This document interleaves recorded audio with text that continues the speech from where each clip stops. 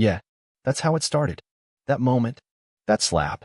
The burn on my cheek still felt fresh, not because of the pain, but because of the humiliation. Let me rewind exactly 7 minutes before that bastard tasted concrete. It was Saturday. The twins, Ethan and Noah, were watching cartoons in the living room. I was setting the grill in the backyard, family barbecue day, something I planned for weeks. Burgers, ribs, even that fancy corn salad my wife Casey pretended to like. And Casey? She was acting like she didn't belong there, like it was some stranger's home. She scrolled her phone like it had her real family in it. Didn't help that she wore that tight red dress I hadn't seen since our anniversary 3 years ago, tight enough to get a man in trouble just looking. I called her out. Babe, maybe something a little less. Nightclub? She looked at me like I was a bug on her windshield. Don't start, Tyler. I told you we were having company. Company? The doorbell rang. I opened the door. And there he stood. 6'4", muscles too tight for his fake designer shirt, teeth too white to be real, tattoos crawling up his neck. He didn't shake my hand, just walked right past me like he owned the place. Casey smiled like he brought the sun with him. This is Darius, she said, glowing like a damn teenager. He's a friend. A friend? The kids didn't recognize him. Neither did I. But he made himself right at home. Sat on my couch. Kicked off his shoes. Put his feet on the coffee table like this was his place. 15 minutes later, I was pouring drinks. Casey was laughing like she hadn't in years. Not with me, at least. Darius leaned over, whispered something in her ear. She giggled and slapped his chest. I gripped the bottle tighter. Then it happened. He stood up, walked over to me in front of the boys, and said, word for word, "You're done, bro. I'm the man of the house now." I blinked. I'm sorry. What? He looked at Casey. She didn't flinch. Didn't say a word. Just stood there like some proud queen.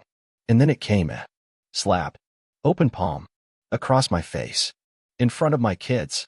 My body froze, but my blood boiled. I looked at Ethan and Noah. Their faces twisted in confusion, fear. I could feel my fists curling. My jaw locking. And Casey? She smirked. That smug, conniving smirk. Like she planned this. I lost it. I tackled that bastard so hard the glass table shattered beneath us. My fists didn't stop. I heard bones crunch, his, not mine. I remember him screaming when I twisted his wrist till it cracked like drywood. Casey yelled, "Stop. Are you crazy?" Darius. Paramedics came fast. Guess she had 911 ready the moment I snapped. They dragged him out, moaning, face unrecognizable, hand shattered, dripping red. Cops showed up too, but neighbors backed me up. Darius at first. I stood in that living room, shirt ripped, knuckles bleeding, breathing like a wild animal. Casey looked at me like I was the problem. "You've ruined everything," she hissed. I looked at her. Truly looked. And for the first time, I didn't see my wife. I saw a stranger. A liar. A traitor in red. I wanted to scream, to cry, to ask why. But all I said was, "How long?" She blinked. "What? How long has he been the man of this house?" That smugness faded. And the kids? They just stared, silent. I had no words for them yet. But I knew one thing. This wasn't just betrayal. This was war. This was just the beginning. The house was quiet after they took Darius away. Too quiet. My boys had gone to their room. I could hear Noah crying behind the closed door. I wanted to go to them, to tell them everything would be okay, but I didn't even believe that myself. Casey sat on the armrest of the couch, arms folded, eyes cold. No guilt. No fear. Just annoyance. Like I had ruined her dinner plans. I paced the living room like a caged animal. My knuckles were swollen, still pulsing from the beating I gave her so-called alpha. The guy had called himself the new man of the house. In my house. In front of my kids. "What's going on, Casey?" I asked, trying to keep my voice even. "How long has this been happening?" She rolled her eyes. "Don't be dramatic, Tyler. You're acting like a victim. I am the victim. Oh, please." She stood up, brushing non-existent dust off her dress. "You've been boring for years. I needed something more." That word. More. It hit harder than Darius's slap. I walked over to the fireplace and picked up the photo of us from our honeymoon in Maui. She looked so happy in that picture. I looked like a man who had no idea his future was about to rot from the inside out. "So what? You just invited him here to humiliate me in front of the kids?" I asked. She shrugged. "He wanted to meet them. We were thinking of going public soon." I almost dropped the frame. "We? You're serious?" You were going to introduce him to the boys? As what? Their new dad. She didn't answer. Just looked down at her nails like she was bored of the conversation. I should have known. The signs were there. The late-night yoga classes. The sudden interest in lingerie she never wore for me. The constant texting. The business trips she took alone. One night a few weeks back, I'd found a hotel receipt in her coat pocket, downtown, 2 nights, king suite. When I asked, she claimed it was a spa weekend with her sister. I wanted to believe her. I needed to. But the truth was, she'd been slipping away for months. I just didn't want to face it. I walked into the hallway and opened the drawer where we kept all the junk. There, tucked behind the expired coupons and broken pins, was her old phone, the one she said stopped working. I charged it. Took less than a minute to unlock. What I found made my stomach twist. Pictures. Videos. Messages. I miss your hands, she wrote. Tyler's gone. Come over. I can't stop thinking about last night. And the worst one. A video of her in our bed, the sheets I slept in, whispering to Darius, he has no idea. It's kind of exciting. My hands were trembling. Not from rage this time, but from heartbreak. She didn't just cheat. She enjoyed betraying me. When I came back to the living room, she looked at me with that same defiant expression. You saw it, she asked. I nodded. And, I hope he survives, I said calmly. Because I wanted to remember what I did to him. Her lips curled into a half smile. You're pathetic. No, Casey. I was loyal. I was loving. I was a husband and a father. You? You're just a story I'll have to explain to our boys one day. She didn't respond. She just grabbed her purse and walked out the door without another word. I didn't follow her. I just stood there in the silence, realizing that the woman I married had died a long time ago, and I'd been sleeping next to a ghost. She came back the next morning like nothing had happened. I was sitting at the kitchen table with a mug of black coffee I hadn't even tasted. The boys were still asleep upstairs. The house felt like it had been drained of its soul. And then I heard the key turn. She strolled in with sunglasses on, no apology, no hesitation, just dropped her purse on the counter and said, I hope you cleaned up the glass. It was everywhere. That was it. No, sorry about yesterday. No, are you okay? She was colder than a January wind. I couldn't believe the nerve. You're unbelievable, I said, standing up slowly. My voice wasn't raised, just sharp, like a scalpel. She took off her sunglasses and looked at me like I was the one out of line. Don't start, Tyler. I'm tired. I stepped closer. Tired? You're tired? You brought another man into our house, let him disrespect me in front of my kids, and now you want to act like I'm the problem. She crossed her arms. You are the problem. You've been holding this family back. Your job, your routine, your boring little BBQs. I needed more. More of what? Lies? Deceit? Getting manhandled in hotel rooms while I put our kids to bed. She flinched. Just a twitch, but I saw it. That was the first real reaction I'd gotten out of her since this whole thing started. I pressed on. I saw everything, Casey. The texts. The videos. You weren't even trying to hide it. She looked away. You were never supposed to see that. But I did. And now you're standing in my kitchen acting like I should apologize for defending myself. She shook her head, almost like she pitied me. Darius made me feel alive. You just made me feel stuck. And what about the boys? I snapped. Did you think about them while you were sneaking around, getting cozy in hotel beds? While you let that clown walk into their house and claim to be their new dad? They'll adjust, she said, her voice suddenly icy. Kids are resilient. They'll see what a real man looks like. That was it. That was the moment something inside me finally broke. You call him a real man? A guy who slaps another man in front of children? A man who's now lying in a hospital bed because he couldn't keep his hands to himself. She blinked, but didn't respond. I stepped closer, close enough to smell her perfume, sweet, expensive, and suddenly revolting. I took vows, Casey. I gave you my best years. I gave you my name, my children, my soul. And you gave me betrayal in return. She scoffed. Spare me the speech. No, you don't get to walk over this like it's just another inconvenience. You blew this up. You ruined us. Then she did something that pushed me past the edge. She smiled. That smug, unapologetic smile that said she had no regrets. Like this was all part of her master plan. I'm moving out by the end of the week, she said casually. I'll file for full custody. The boys deserve to be with someone who's not violent. I stepped back, stunned. You're going to try and take my sons from me? She turned her back to me, heading toward the stairs. Better start packing, Tyler. Because you're not going to win this. I watched her go, shaking. Not from fear, but from rage and heartbreak bleeding together into something I couldn't name. This wasn't just betrayal. This was war. I didn't sleep that night. I lay in the guest room, staring at the ceiling, listening to the silence that used to be filled with Casey's soft breathing.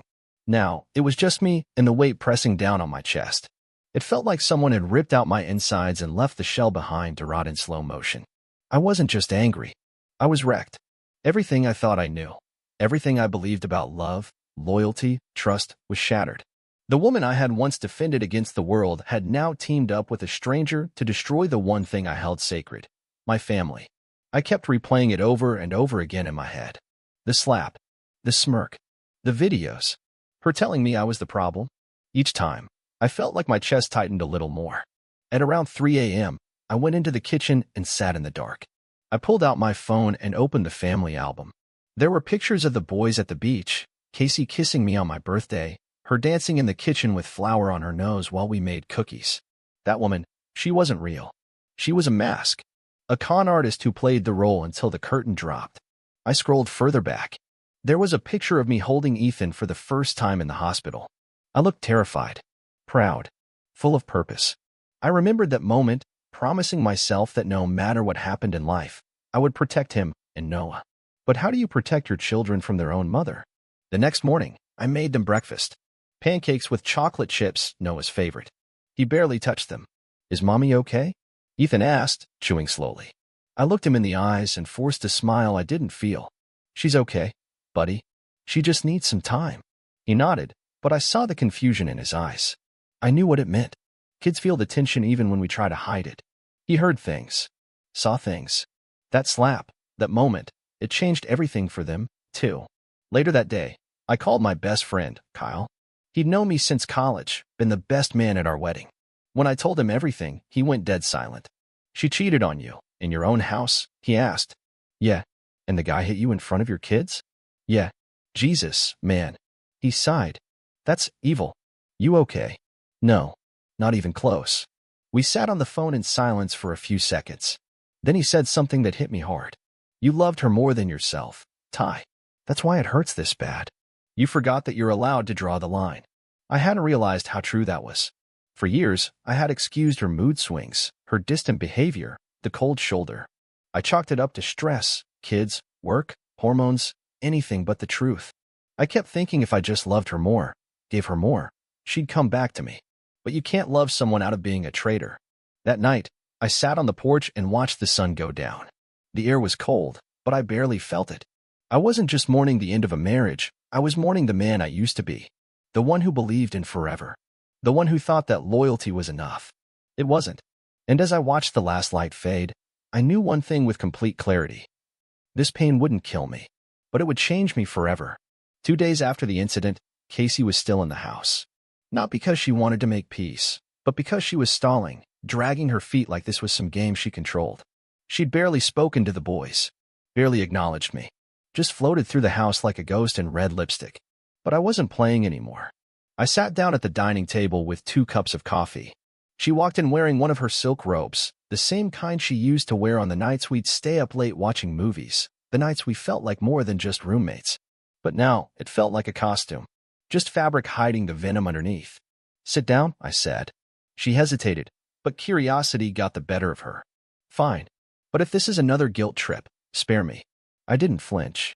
I slid a thick folder across the table. Legal papers. Divorce. Custody arrangements. The whole damn thing. What the hell is this? I'm done, I said flatly. You made your choice. Now I'm making mine. She flipped through the pages like it was a joke, then looked at me with fake innocence. You're really going to break up our family over a mistake? Mistake. I leaned forward, my eyes locked on hers. A mistake is forgetting an anniversary. You planned this. You brought that man into our home. You let him put his hands on me in front of our sons. That wasn't a mistake. That was betrayal. She leaned back in her chair, arms crossed. You don't have the spine to take me to court. Try me. Her eyes narrowed, the softness gone. I'll ruin you.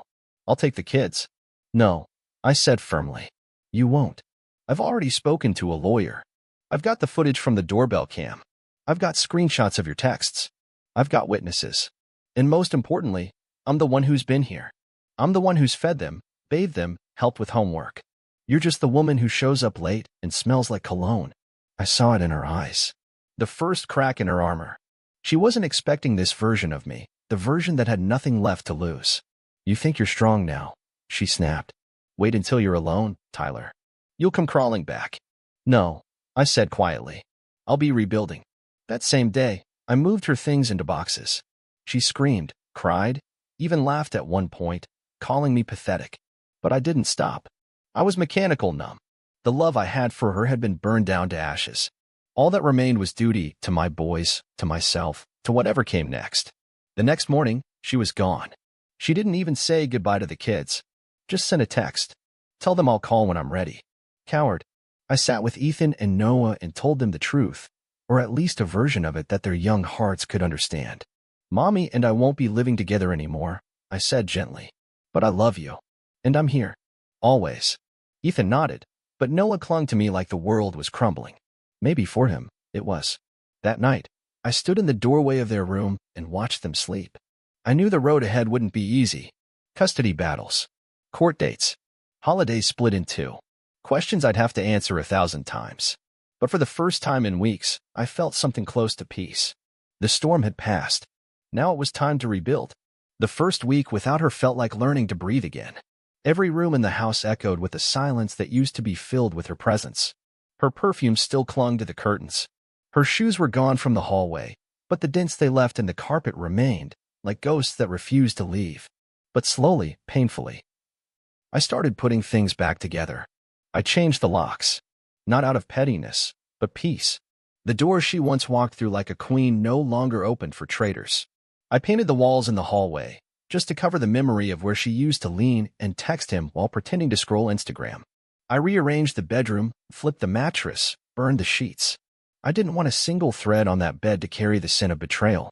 It wasn't anger anymore. It was cleansing. The boys started adjusting. They asked less about her each day. Ethan stopped waiting at the window around dinner time. Noah didn't cry when she missed another weekend call. And she did miss them, 3 calls in a row. Always an excuse. I was busy. Bad reception. I'll make it up to them. She never did. I started seeing a therapist. A man named Dr. Gray. Former Marine. Quiet voice, sharp mind. He didn't speak in riddles, he listened, then told me the truth whether I liked it or not. She didn't betray you because of something you lacked, he told me during our second session. She betrayed you because of something broken inside her. People like that feed off chaos. You were just the meal she chose. That hit hard.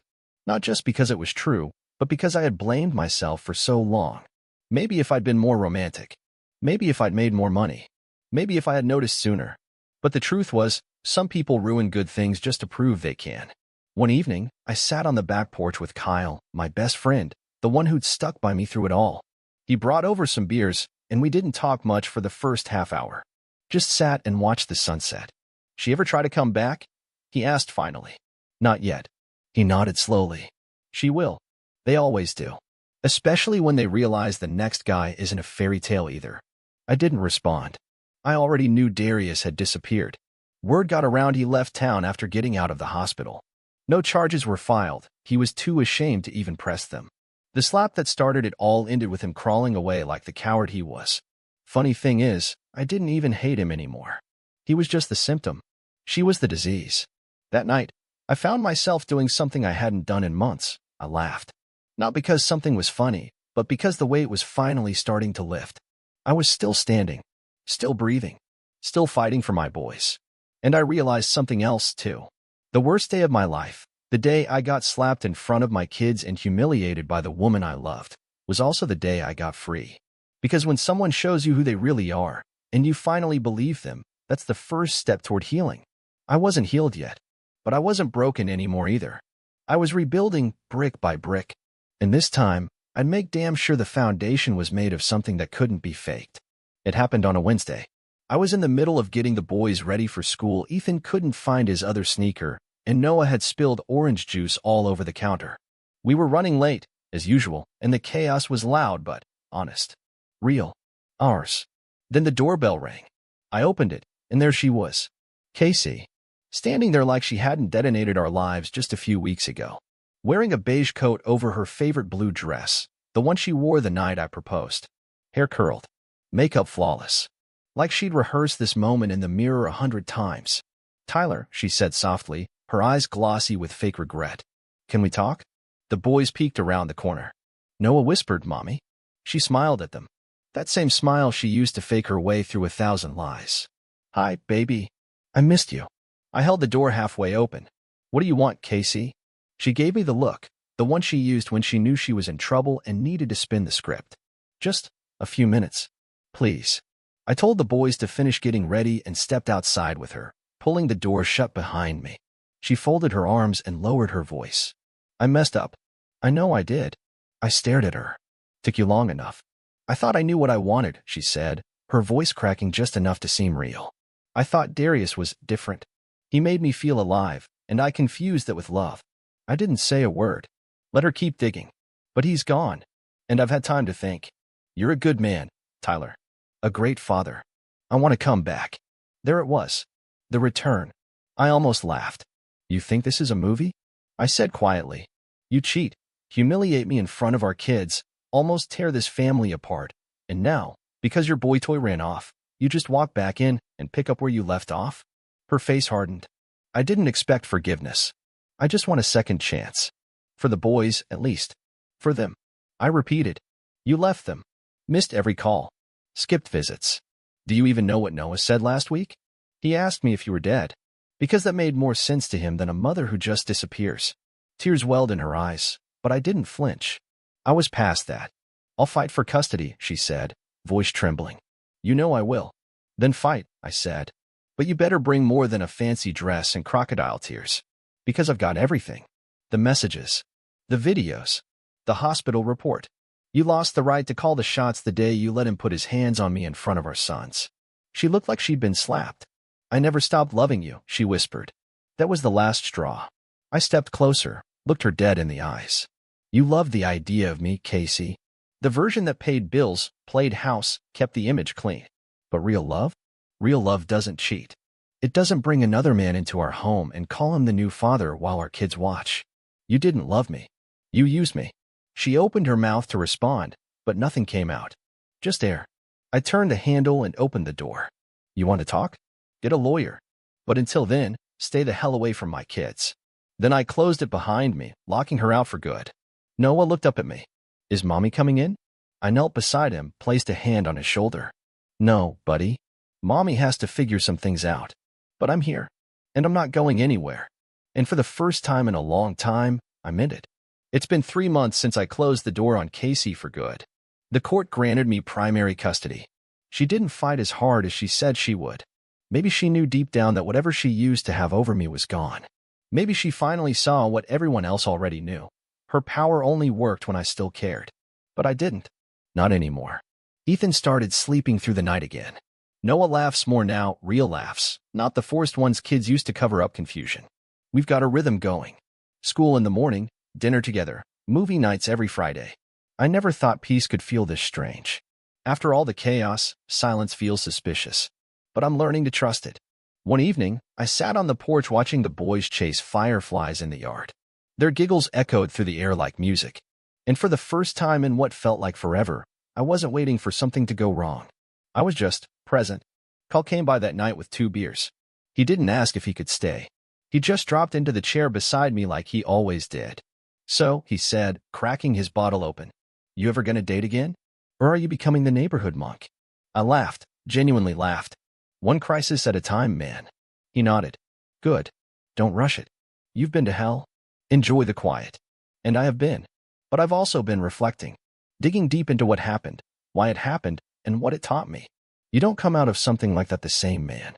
You either break apart, or you break open. For a long time, I blamed myself. I thought maybe I hadn't been passionate enough, rich enough, exciting enough. I thought maybe love meant sacrificing until there was nothing left of me. But that's not love. That's self-erasure. The real lesson? Don't ever apologize for being loyal to the wrong person. Apologize to yourself for staying too long. Casey wasn't just a mistake. She was a mirror. She showed me everything I needed to fix in myself. My inability to set boundaries. My fear of confrontation. My belief that loving someone meant saving them, no matter the cost. I won't make that mistake again. If you're reading this, and you've been where I've been, lying awake wondering why you weren't enough, looking into the eyes of someone you'd die for only to realize they'd sell you out for a thrill, let me tell you this. You are not the problem. You are not weak for loving hard. You are not broken. They are. And when they leave, or when you finally find the strength to shut the door behind them, don't chase closure. Create it. Piece by piece. Day by day. Start with small victories. Make your bed. Cook dinner. Take your kids to the park. Look in the mirror and remind yourself that the version of you who survived betrayal is stronger than the version who thought love was supposed to hurt. That's the lesson I learned when Casey walked out. That's the man I've become since she left. Not bitter. Not broken. Rebuilt. As for her, last I heard, Darius never came back. She tried dating someone new, but it didn't last. Word is, she's already burning through bridges she hasn't even crossed yet. But that's not my story anymore. Mine ends here, on a quiet porch, under a calm sky, with two boys chasing fireflies and a man who finally remembered who he was before she tried to rewrite him.